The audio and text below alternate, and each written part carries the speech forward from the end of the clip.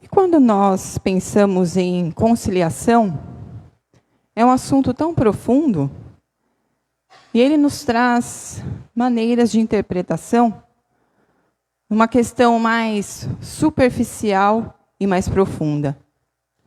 Na questão superficial, ela nos traz como adversários externos, sendo como os nossos inimigos, aquilo que alguém fez a nós ou que nós fizemos ao outro, e criou uma inimizade. Joana de Ângeles, ela nos propõe que esses adversários, eles são internos. São os nossos sentimentos permanentes, os nossos pensamentos negativos, que nós mantemos dentro de nós. Reconciliar-se com os adversários. Concilia-te depressa com o teu adversário, enquanto estás no caminho com ele, para que não aconteça que o adversário te entregue ao juiz, e que o juiz te entregue ao oficial, e te encerrem na prisão. Em verdade te digo que de maneira nenhuma sairás dali, enquanto não pagares o último centil. Mateus, capítulo 5, versículo 25 e 26. Jesus, na sua análise dos tormentos do comportamento humano, em sua sabedoria, através da escrita de Mateus, ele nos mostra que os nossos adversários internos são essas paixões dilaceradas que, como vulcão, atormentam a nossa consciência, nos encarcerando nessa movimentação, trazendo esses tormentos. Mas, o que ele nos traz também? Que esse adversário, nós devemos analisar que devemos usá-los, esses sentimentos que nos atormentam, como ferramentas. Ferramentas de progresso, de renovação. Ele indica o quê? Primeiramente, a paz íntima, esse recolhimento, essa análise, que nos faz perceber que esses adversários, esses pensamentos, esses comportamentos, não são nossos inimigos, e sim usá-los como amigos nesse processo de desenvolvimento. Porque se a gente analisar profundamente, primeiro nós temos que fazer a conciliação dos adversários externos para depois fazer dos internos. E em meio às nossas vivências, às nossas situações, que nós fazemos esse autoacolhimento,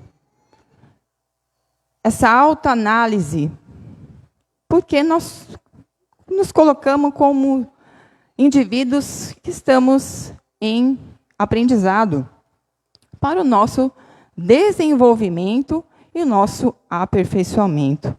Porque nós adquirimos tantos comportamentos, tantos pensamentos e vivemos entre culpas, que é o autojulgamento, e as desculpas, que é a autocondenação, em meio a esses adversários internos e externos. Na prática do perdão, como em geral, na do bem, não há somente um efeito moral, há também um efeito material. A morte, como sabemos, não nos livra dos nossos inimigos. Os espíritos vingativos perseguem, muitas vezes com seu ódio, no além-túmulo, aqueles contra os quais guardam rancor, da onde decorre a falsidade do provérbio que diz: morto o animal, morto o veneno. Quando aplicado ao homem, o espírito mau espera que o outro, a quem ele quer mal, esteja preso ao seu corpo. E assim, menos livre para facilmente atormentar, ferir nos seus interesses ou nas suas mais caras afeições. Nesse fato reside a causa da maioria dos casos de obsessão, sobretudo dos que apresentam certa gravidade, quais os de subjugação e possessão. O obsedado e o possesso são, pois, quase sempre vítimas de uma vingança, cujo motivo se encontra em existência anterior, e a qual o que sofre deu lugar pelo seu proceder. Deus o permite para o punir do mal, que a seu turno praticaram, ou se tal não ocorreu, por haverem faltado com a indulgência e a caridade não perdoando. Então, a obsessão por subjugação, ela é uma constrição que paralisa a vontade daquele que sofre e o que o faz agir ao seu mau grado. Numa palavra, o paciente fica sobre um verdadeiro jugo. Então, a pessoa ela fica sob o comando desses espíritos infelizes e tem certas ações agressivas, enfim, atormentando mesmo a pessoa.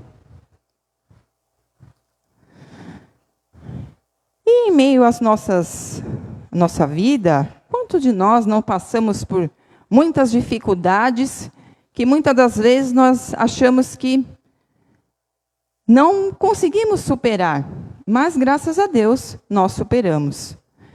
E o que nós podemos aprender com essas dificuldades?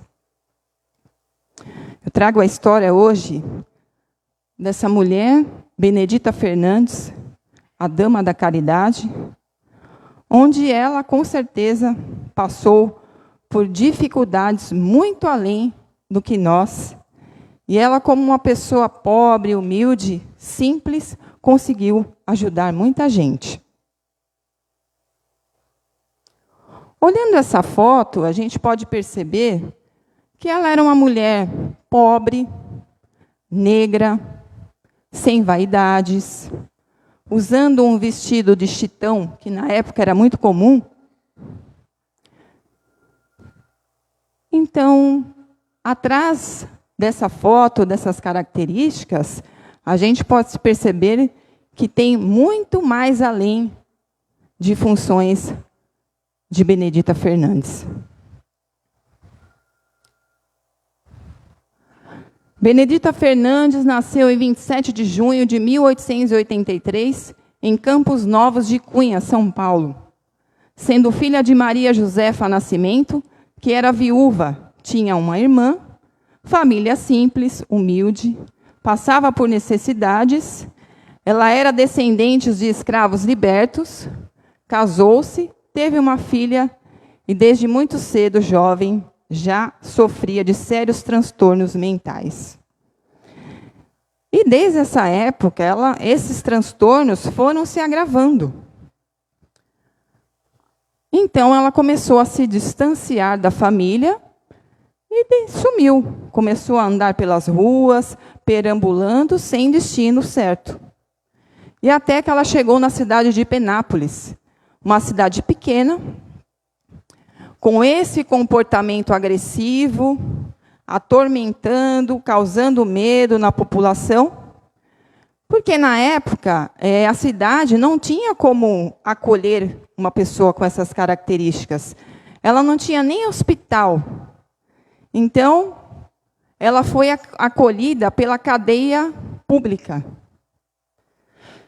E quem o acolheu foi o carcereiro, o senhor Paidal, era um espanhol, que era muito severo, mas também muito bondoso, e ele era espírita. Então, Benedita Fernandes, ficou dentro de uma cela, porque a cadeia naquela época também, o número de crimes não era tão exorbitante como hoje. Então, a cadeia também fazia esse serviço social, né, essa questão social. E ali, dentro daquela cela, sozinha, ela continuava com as suas crises mentais, atingindo a sua insanidade. E então, seu Paidal, observando o comportamento daquela senhora, ele começou a perceber que ela passava por um processo de obsessão, de subjugação.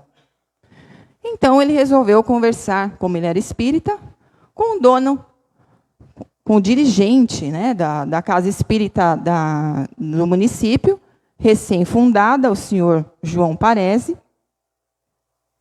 E então começaram a fazer os tratamentos na dona Benedita Fernandes dentro da cela. Aplicavam passes, faziam orações, conversava, alimentava, e foi passando o tempo. E perceberam que ela começou a mudar de comportamento, começou a recobrar a sua consciência. E quando ela recobrou a sua consciência, ela pôde perceber o que estava acontecendo com ela. Ela percebeu que ela tinha sido curada por médiuns espíritas, sendo que ela não tinha nenhum conhecimento.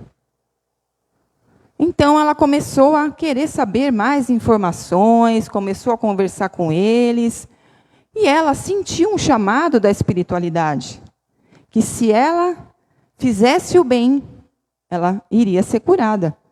E foi o que aconteceu. Então, ela decidiu sair da cidade de Penápolis. Por quê? Porque a sua... ela já estava, vamos dizer, manchada pelo seu comportamento agressivo. Então, ela não quis ficar na cidade de Penápolis. Ela seguiu na estrada e foi até Araçatuba, a cidade de Araçatuba. Chegando em Araçatuba, naquela época, mulher já não tinha direito a nada, não tinha direito a voto, era muito, assim, dona de casa. Negra, pobre, pouco desdentada, semi-analfabeta, sem dinheiro e não conhecia ninguém. Então, todas as características desfavoráveis para um âmbito social, porque ela não tinha credibilidade nenhuma, ela não conhecia ninguém. Então, ela resolveu trabalhar naquilo que ela sabia fazer. E o que ela sabia fazer?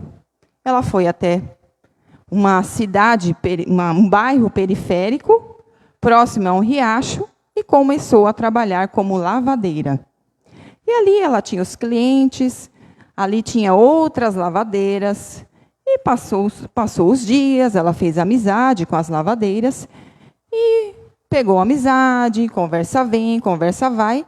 Ela contou o que tinha acontecido com ela. Que ela tinha sido curada por médiuns espíritas, pelo processo que ela passou. Então, ela fez um convite às lavadeiras, que ela tinha vontade de ajudar pessoas doentes mentais, como ela era antes, e também abrigar crianças abandonadas. E assim, as lavadeiras aceitaram o convite. Então, elas começaram a juntar-se, pegar ripas de tábuas de madeira e, com as próprias forças braçais, elas construíram casinhas de madeira. E nessas casinhas, elas foram acolhendo essas pessoas. Porque Benedita Fernandes, além de tudo isso, ela tinha um grau de mediunidade.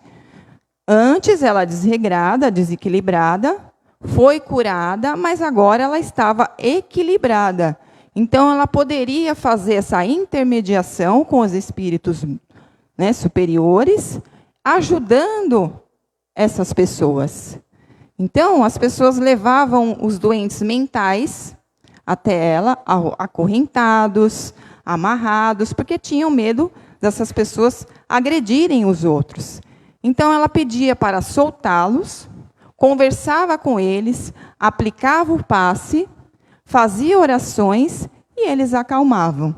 E assim ela acolhia nesses barracos, como também com as crianças abandonadas. Com esse trabalho, essas situações todas, como cidade pequena, essa manifestação chegou até a região central da cidade.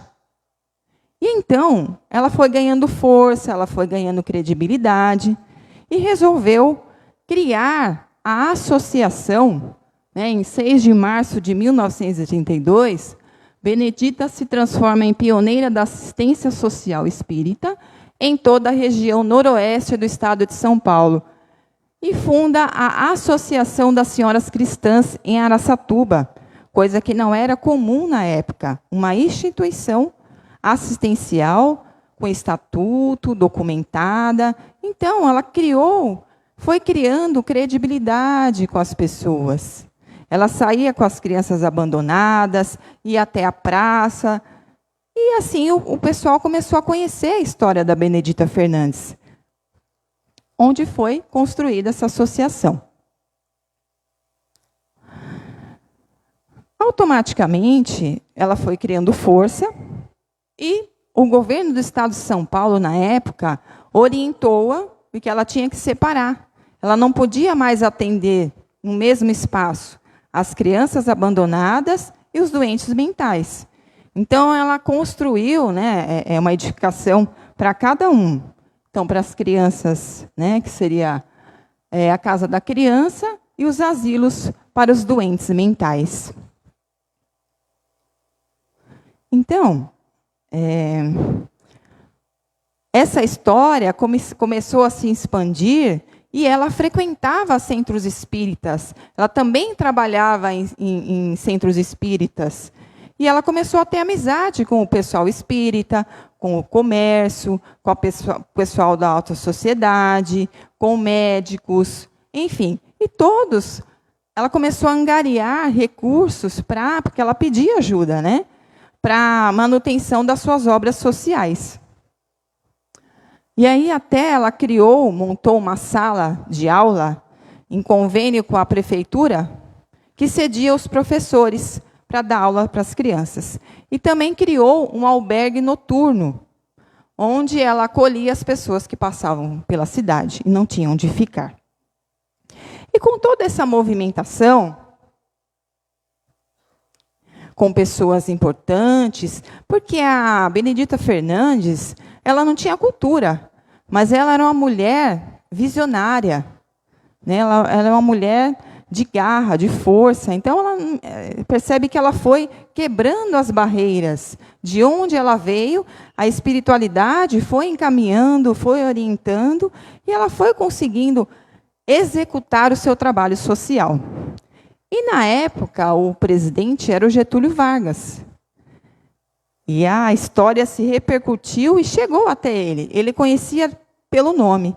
E, na época, ele sofria pressões religiosas, aproveitando esse momento, para que ele pudesse encerrar com as casas espíritas, encerrar com o espiritismo.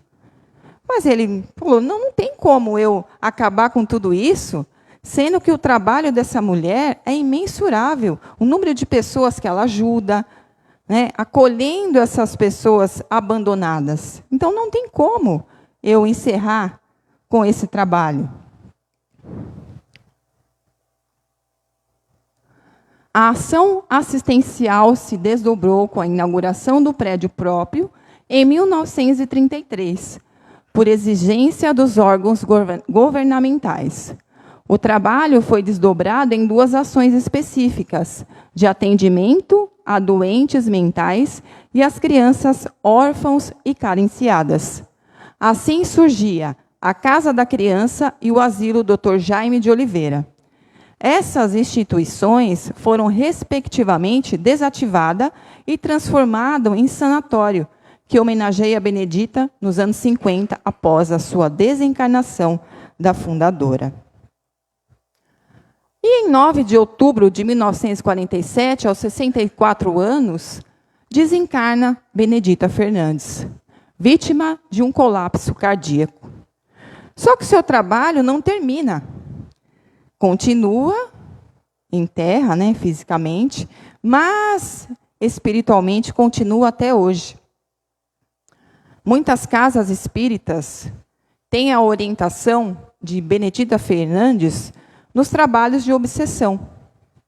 E ela é um espírito que não fica preso a um médium, não fica preso a uma instituição religiosa. Ela trabalha em vários locais, inclusive até Chico Xavier psicografou uma mensagem, e quando ela desencarnou, um pouco depois, Divaldo Franco esteve em Araçatuba e foi recebido pelo espírito de Benedita Fernandes. E até psicografou algumas mensagens que fez parte de uma de suas obras. Baseado em todas essas informações, o que nós podemos observar? O quanto, através da doutrina espírita, das obras de Allan Kardec, o que ele nos traz sobre a imortalidade da alma, sobre o que nós devemos buscar como aperfeiçoamento e educação do nosso espírito, dizendo que Deus não é punitivo. Ele, como Pai, não é punitivo. E sim, nos mostra que a nossa própria consciência, quando ela reconhece, porque nós somos espíritos errantes, como Benedita Fernandes, errou, se enganou, como nós. Nós estamos aqui para julgar ninguém, para apontar ninguém. Mas, o que nós podemos aprender com Benedita Fernandes? Que mesmo pelas dificuldades que ela passou, todos os enfrentamentos, é um espírito de valor, é um espírito nobre, que teve que passar por esse teste, infringiu em outras encarnações, passou pela expiação, porque o Kardec nos traz o reconhecimento, o arrependimento, a expiação e a reparação. E foi o que Benedita Fernandes fez. Expiou e, na reparação, continuou com seu trabalho com crianças abandonadas, com os doentes mentais, mas continua ainda espiritualmente nesse trabalho espiritual. E trazendo para nós toda essa história, como nós devemos nos educar, nos perdoar, que é difícil, para que isso não prolongue para as próximas encarnações, esses nossos adversários, que a gente acaba causando através das nossas ações, dos nossos comportamentos. Por quê? Porque Deus não é punitivo, Ele nos dá essa oportunidade. Essa oportunidade de um novo caminho da reencarnação. Então, nós temos, como Benedita, as cicatrizes pela julgação, pelo processo obsessivo que ela passou, mas ela foi resistente, foi persistente, servindo a Cristo, e assim se tornando a verdadeira dama da caridade. Nós temos as nossas dificuldades, as nossas tribulações, mas também nós temos que ter essa movimentação da prática do bem, no meio em que nós convivemos, guardando a nossa fé, vivendo Jesus no nosso espírito, na nossa alma. Por quê?